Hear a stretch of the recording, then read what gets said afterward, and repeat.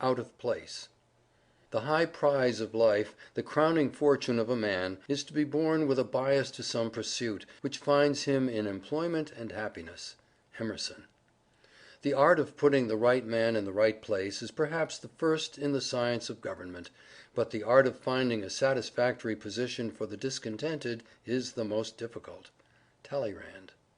It is a celebrated thought of Socrates, that if all the misfortunes of mankind were cast into a public stock, in order to be equally distributed among the whole species, those who now think themselves the most unhappy would prefer the share they are already possessed of, before that which would fall to them by such a division.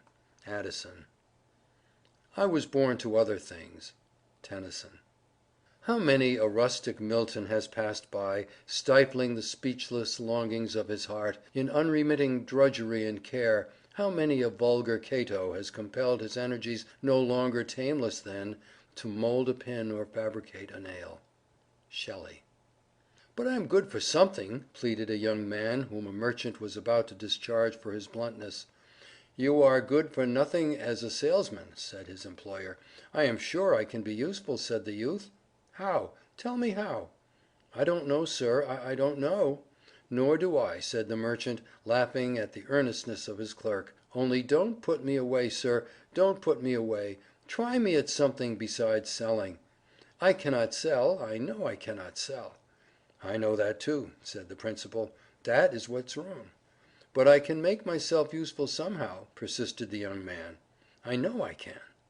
He was placed in the counting house, where his aptitude for figures soon showed itself, and in a few years he became not only chief cashier in the large store, but an eminent accountant. "Out of an art," says Bulwer, "a man may be so trivial you would mistake him for an imbecile, at best a grown infant. Put him into his art, and how high he soars above you!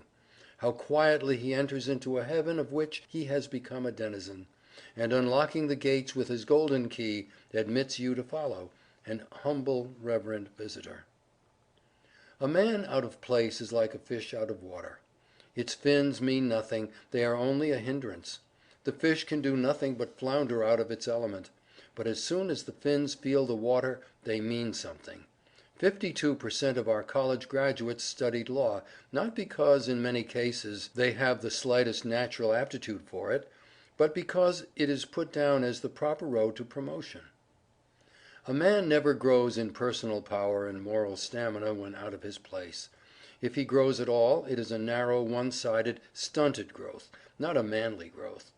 Nature abhors the slightest perversion of natural aptitude or deviation from the sealed orders which accompany every soul into this world.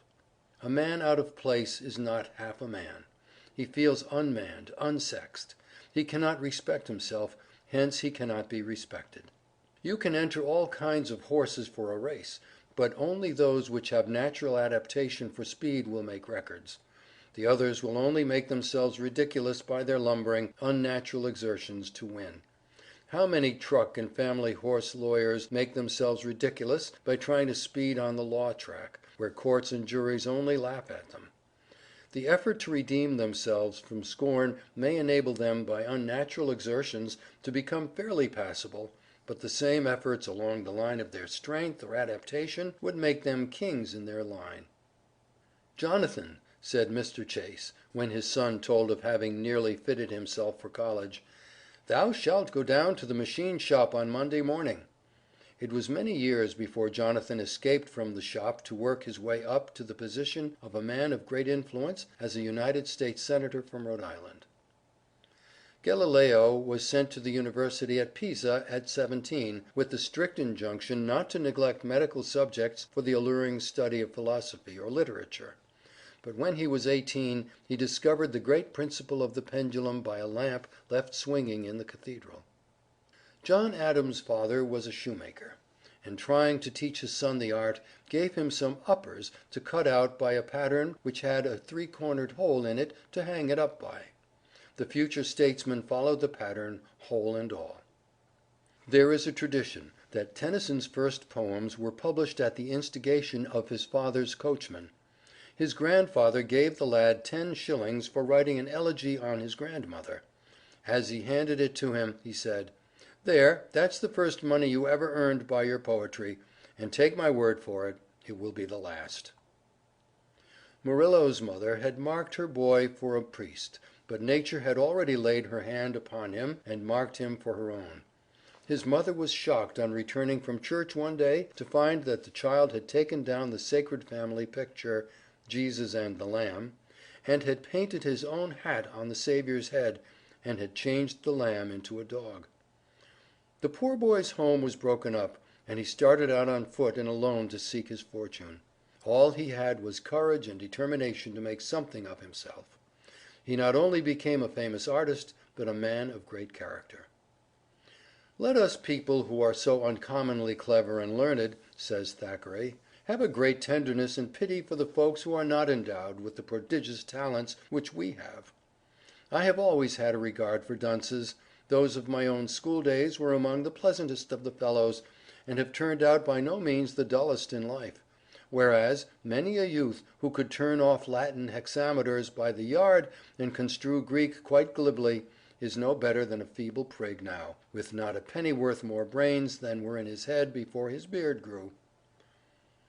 In the winter of 1824 there set in a great flood upon the town of Sidmouth. The tide rose to a terrible height.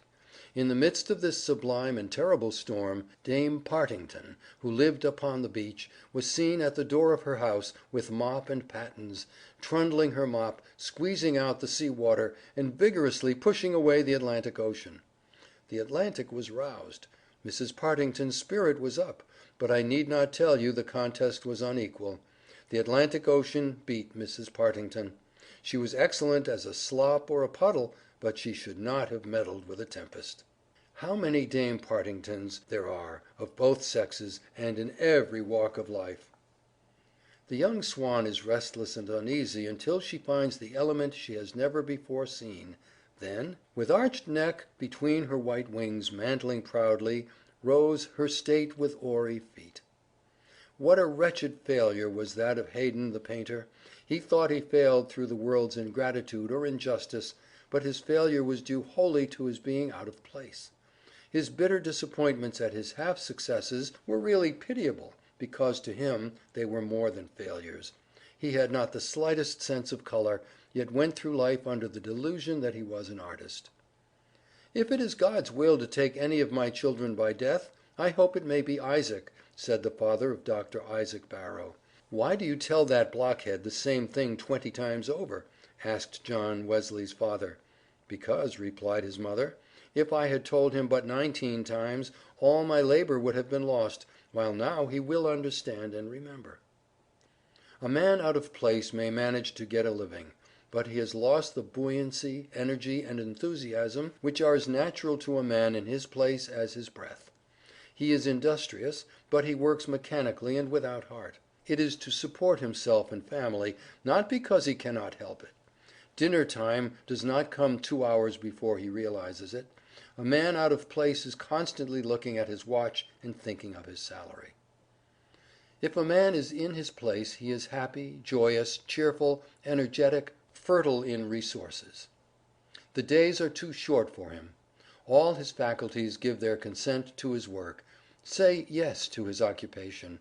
He is a man. He respects himself and is happy because all his powers are at play in their natural sphere. There is no compromising of his faculties, no cramping of legal acumen upon the farm, no suppressing of forensic oratorical powers at the shoemaker's bench, no stifling of exuberance of physical strength, of visions of golden crops and blooded cattle amid the loved country life in the dry clergyman's study, composing sermons to put the congregation to sleep. To be out of place is demoralizing to all the powers of manhood. We can't cheat nature out of her aim. If she has set all the currents of your life toward medicine or law, you will only be a botch at anything else. Will power and application cannot make a farmer of a born painter, any more than a lumbering draft horse can be changed into a race horse. When the powers are not used along the line of their strength, they become demoralized, weakened, deteriorated. Self-respect, enthusiasm and courage ooze out.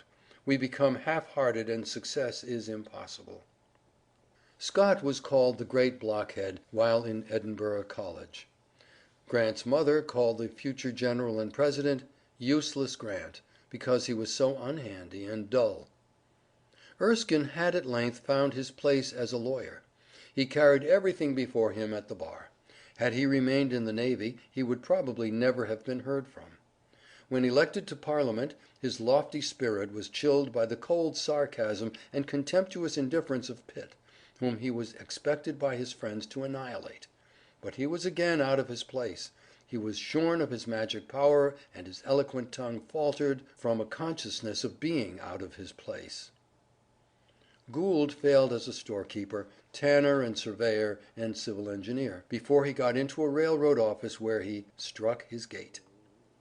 When extracts from James Russell Lowell's poem at Harvard were shown his father at Rome, instead of being pleased, the latter said, "James promised me when I left home that he would give up poetry and stick to books. I had hoped that he had become less flighty." The world is full of people at war with their positions. Man only grows when he is developing along the lines of his own individuality, and not when he is trying to be somebody else. All attempts to imitate another man, when there is no one like you in all creation, as the pattern was broken when you were born, is not only to ruin your own pattern, but to make only an echo of the one imitated. There is no strength off the lines of our own individuality. Anywhere else we are dwarfs, weaklings, echoes, and the echo even of a great man is a sorry contrast to even the smallest human being, who is himself. End of chapter 4. Recording by Lee Smalley.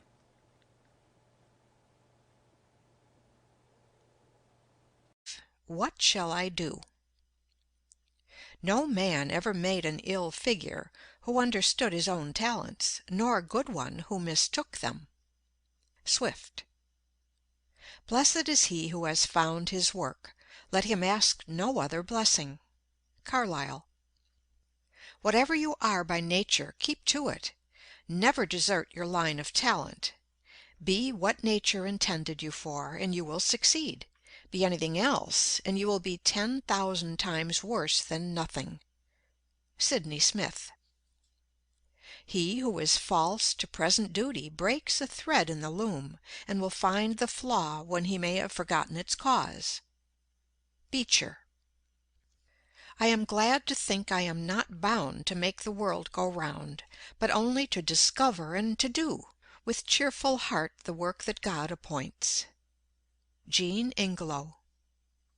Do that which is assigned you, says Emerson, and you cannot hope too much or dare too much. There is at this moment for you an utterance brave and grand as that of the colossal chisel of Phidias, or trowel of the Egyptians, or the pen of Moses or Dante, but different from all these. I felt that I was in the world to do something, and thought I must, said Whittier, thus giving the secret of his great power. It is the man who must enter law, literature, medicine, the ministry, or any other of the overstocked professions, who will succeed. His certain call, that is, his love for it, and his fidelity to it, are the imperious factors of his career. If a man enters a profession simply because his grandfather made a great name in it, or his mother wants him to, with no love or adaptability for it, it were far better for him to be a day laborer. In the humbler work his intelligence may make him a leader. In the other career he might do as much harm as a boulder rolled from its place upon a railroad track, a menace to the next express. Lowell said, "It is the vain endeavor to make ourselves what we are not that has strewn history with so many broken purposes and lives left in the rough." The age has no aversion to preaching as such, said Phillips Brooks. It may not listen to your preaching. But though it may not listen to your preaching, it will wear your boots, or buy your flour, or see stars through your telescope. It has a use for every person, and it is his business to find out what that use is. The following advertisement appeared several times in a paper without bringing a letter: Wanted, Situation by a practical printer, who is competent to take charge of any department in a printing and publishing house. Would accept a professorship in any of the academies. Has no objection to teach ornamental painting and penmanship, geometry, trigonometry, and many other sciences. Has had some experience as a lay preacher. Would have no objection to form a small class of young ladies and gentlemen to instruct them in the higher branches. To a dentist or chiropodist he would be invaluable, or he would cheerfully accept a position as bass or tenor singer in a choir. At length there appeared this addition to the notice: P.S. Will accept an offer to saw and split wood at less than the usual rates. This secured a situation at once, and the advertisement was seen no more. Don't wait for a higher position or a larger salary. Enlarge the position you already occupy. Put originality of method into it. Fill it as it never was filled before. Be more prompt, more energetic, more thorough, more polite than your predecessor or fellow workman. Study your business, devise new modes of operation, be able to give your employer points. The art lies not in giving satisfaction merely, not in simply filling your place, but in doing better than was expected, in surprising your employer, and the reward will be a better place and a larger salary. He that hath a trade, says Franklin, hath an estate, and he that hath a calling hath a place of profit and honor. A plowman on his legs is higher than a gentleman on his knees. Follow your bent. You cannot long fight successfully against your aspirations. Parents, friends, or misfortune may stifle and suppress the longings of the heart, by compelling you to perform unwelcome tasks. But, like a volcano, the inner fire will burst the crusts which confine it and pour forth its pent-up genius and eloquence in song, in art, or in some favorite industry. Beware of a talent which you cannot hope to practice in perfection. Nature hates all botched and half-finished work, and will pronounce her curse upon it. Your talent is your call. Your legitimate destiny speaks in your character. If you have found your place, your occupation has the consent of every faculty of your being. If possible, choose that occupation which focuses the largest amount of your experience and tastes. You will then not only have a congenial vocation, but will utilize largely your skill and business knowledge, which is your true capital. There is no doubt that every person has a special adaptation for his own peculiar part in life. A very few, the geniuses we call them, have this marked in an unusual degree and very early in life. A man's business does more to make him than anything else. It hardens his muscles, strengthens his body, quickens his blood, sharpens his mind, corrects his judgment, wakes up his inventive genius, puts his wits to work, starts him on the race of life, arouses his ambition, makes him feel that he is a man and must fill a man's shoes, do a man's work, bear a man's part in life, and show himself a man in that part. No man feels himself a man who is not doing a man's business. A man without employment is not a man. He does not prove by his works that he is a man. 150 pounds of bone and muscle do not make a man. A good cranium full of brains is not a man. The bone and muscle and brain must know how to do a man's work, think a man's thoughts, mark out a man's path, and bear a man's weight of character and duty before they constitute a man. Whatever you do in life, be greater than your calling. Most people look upon an occupation or calling as a mere expedient for earning a living. What a mean, narrow view to take of what was intended for the great school of life, the great man developer, the character builder, that which should broaden, deepen, heighten, and round out into symmetry, harmony, and beauty, all the God-given faculties within us. How we shrink from the task and evade the lessons which were intended for the unfolding of life's great possibilities into usefulness and power, as the sun unfolds into beauty and fragrance the petals of the flower. "Girls, you cheapen yourselves by lack of purpose in life," says Rena L. Miner. "You show commendable zeal in pursuing your studies. Your alertness in comprehending and ability in surmounting difficult problems have become proverbial.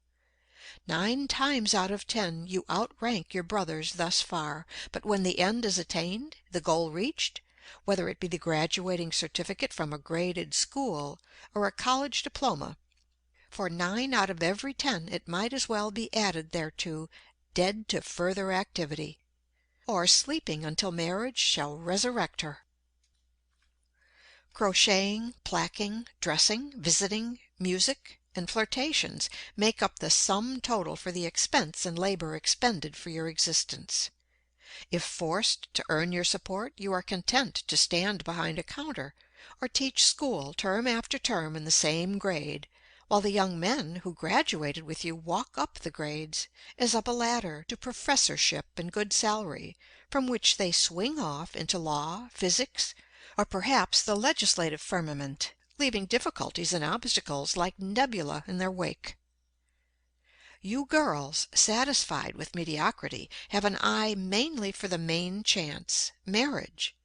If you marry wealthy, which is marrying well according to the modern popular idea, you dress more elegantly, cultivate more fashionable society, leave your thinking for your husband and your minister to do for you, and become in the economy of life but a sentient nonentity.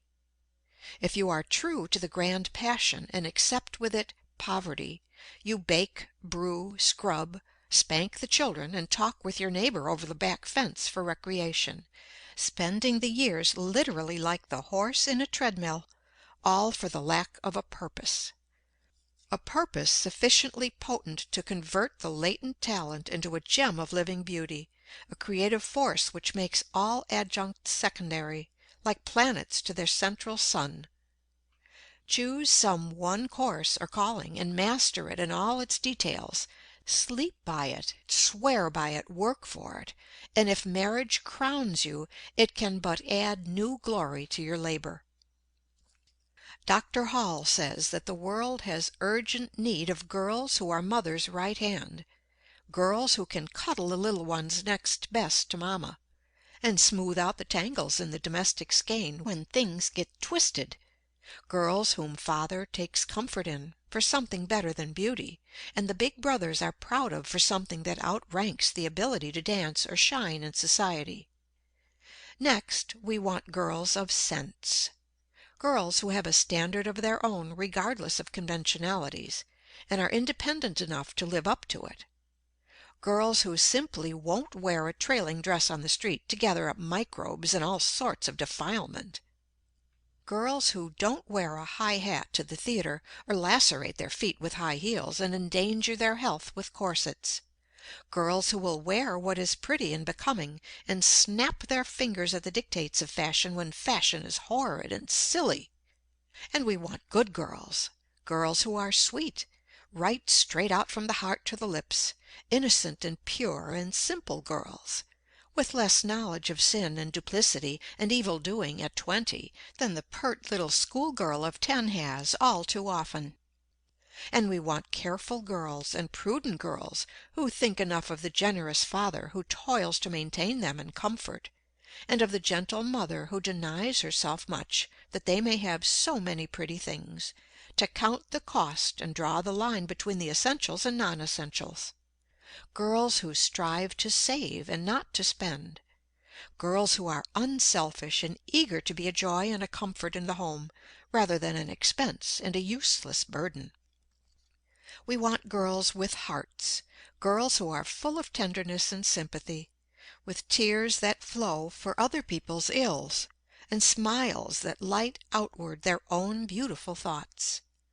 We have lots of clever girls and brilliant girls and witty girls. Give us a consignment of jolly girls, warm-hearted and impulsive girls, kind and entertaining to their own folks, and with little desire to shine in the garish world. With a few such girls scattered around, life would freshen up for all of us, as the weather does under the spell of summer showers. Chapter 6. Recording by Pamela Krantz.